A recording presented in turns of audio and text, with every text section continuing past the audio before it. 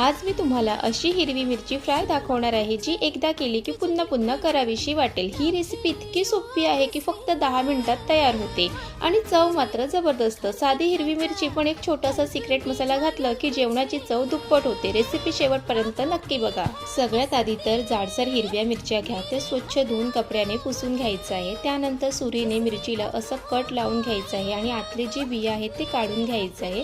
त्यानंतर तव्यावरती तेल घालायचे। तेल व्यवस्थित गरम झालं की मग एक एक करून मिरच्या त्यामध्ये टाकून घ्यायचं आहे आणि मिरच्या दोन्ही बाजूने झाकण ठेवून छान फ्राय करून घ्यायचं आहे। मिरच्या व्यवस्थित फ्राय झाल्या की त्यात ना सिक्रेट गरम मसाला घाला। या मसाल्यामुळे मिरची फ्रायची चव एकदम भारी लागते। व्हेज भाजीची चव वाढवणाऱ्या या गरम मसाल्याची रेसिपी चॅनलवर आहे, नक्की बघा। आता त्यात थोडं मीठ आणि लिंबाचा रस घालून सगळं मिक्स करा आणि 2 मिनिटाची छान वाफ काढून घ्यायची आहे।